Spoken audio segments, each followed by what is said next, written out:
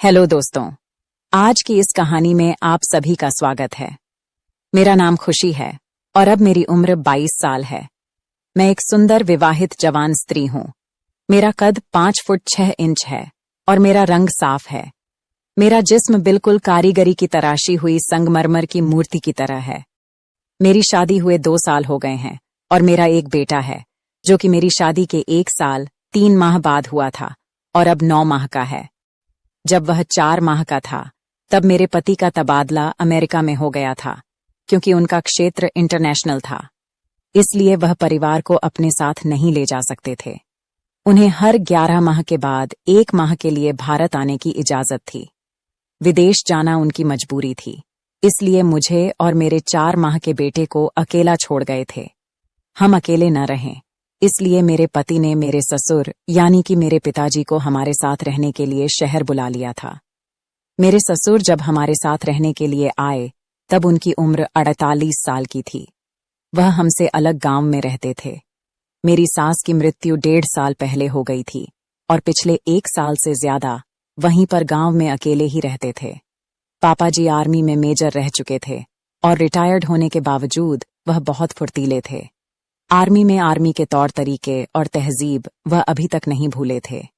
गांव में रहने और खेतीबाड़ी करते तथा गांव के शुद्ध वातावरण के कारण उनका शरीर बहुत ही गठीला था और इस आयु में भी वह एकदम 28-30 साल के जवान लगते थे।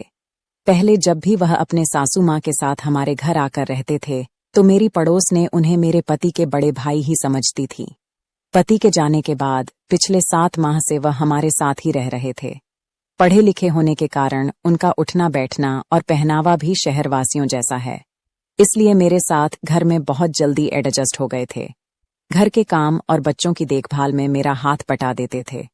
मुझे और मेरे पति को करना बहुत पसंद है और शादी के बाद कई दिन तक हम ऐसा नहीं था कि हम अब मेरे पति को अमेरिका गए हुए लगभग 7 माह हो चुके थे और इन 7 माह में पहले 2 माह तक मुझे एक बार भी क्रिकेट खेलने को नहीं मिला, इसलिए मैं इतनी बेचैन रहती थी और सारा दिन तड़पती रहती थी, पर कोई भरोसे का नजर नहीं आता था।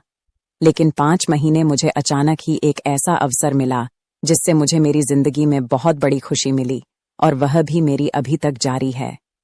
ये उस दिन की बात है जब मैं घर की सफाई का काम करती हुई पापा जी के कमरे में गई तो मैंने पाया कि वे कमरे में नहीं थे। मुझे समझ में नहीं आया कि वे कहाँ गए होंगे, इसलिए मैं इधर उधर देखने लगी और तभी मुझे उनके बाथरूम की लाइट जलती हुई नजर आई। मैं जिज्ञासावश उठी और जल देखने चली गई। वहां मैंने देखा कि बाथरूम का दरवाजा थोड़ा सा खुला हुआ है और अंदर से कुछ अजीब सी आवाजें आ रही हैं। मैं सुनकर घबरा गई और सोचा कि शायद पापा जी की तबीयत ठीक नहीं है या वह किसी तकलीफ में है। मैं घबराहट से जल्दी से बाथरूम का दरवाजा खोलकर अंदर झांकने लगी। अंदर का नजारा देखकर मेरे होश उड़ गए।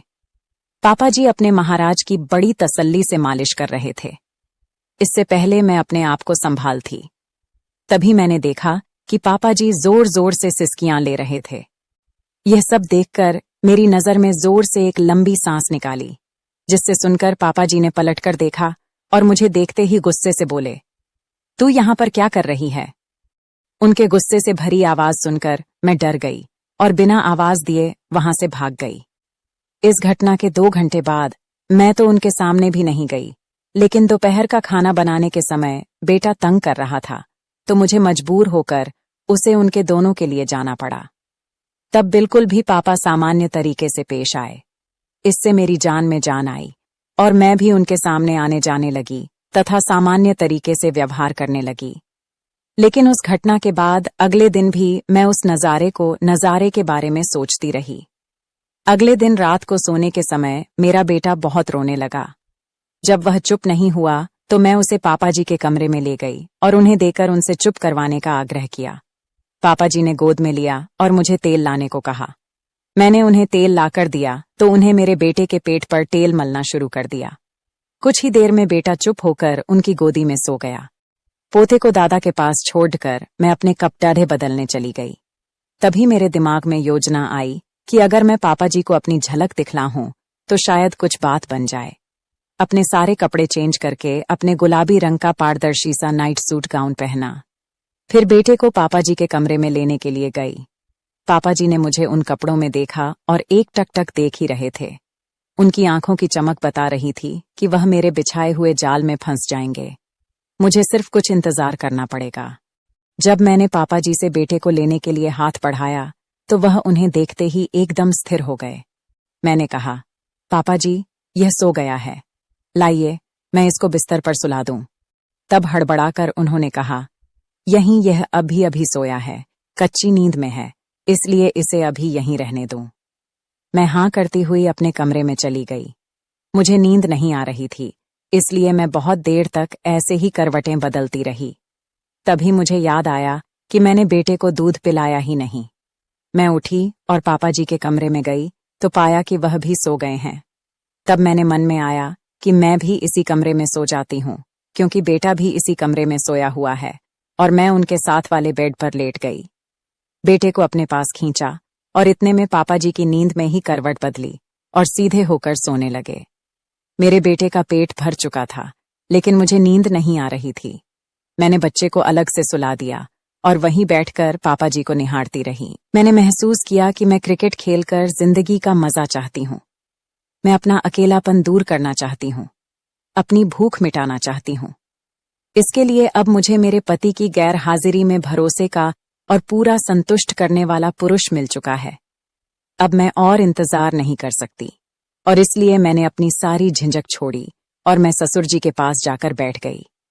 तो थोड़ी देर बाद पापा हिलने लगे। मुझे लगा कि उनका हाथ मेरे सर पर आ गया है और ससुर जी जाग गए हैं। उसकी इस हरकत से मैं थोड़ा घबराई। मेरी हालत पतली हो गई थी, मेरी सांस उखड़ रही थी। फिर मैंने हिम्मत नहीं छोड़ी। करीब 1 घंटे के बाद पापा जी का हाथ मेरे सर से हटा और नीचे आ गया।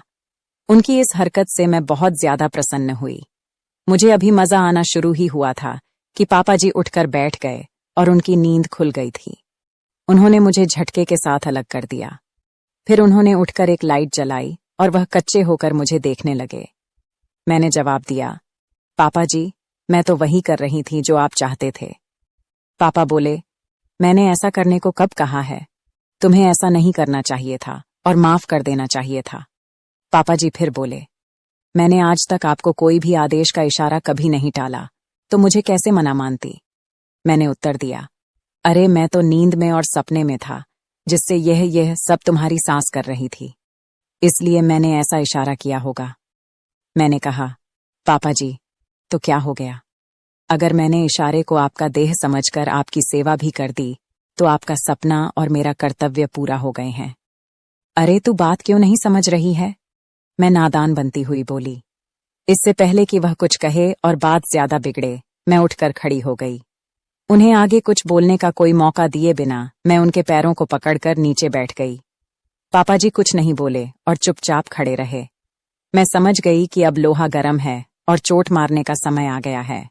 बस दोस्तों, मेरा ससुर अब निकल चुका था। उसके बाद बिना कुछ सोते समझ मेरे ससुर मेरे साथ मस्त वाला क्रिकेट का खेल खेलने लगा। मेरे ससुर ने मेरे साथ लगभग 2 से 3 घंटे तक मस्त वाला क्रिकेट का खेल खेला। उन्होंने मेरे साथ मेरे पति से भी अच्छा क्रिकेट का खेल खेला था। उन्होंने मुझे इतने दिनों में बहुत संतुष्ट कर दिया था, और अभी यह खेल रोज चलता है। तो आपको यह स्टोरी कैसी लगी कमेंट में जरूर बताएं। चैनल पर नए हैं तो चैनल को सब्सक्राइब जरूर करें। धन्यवाद।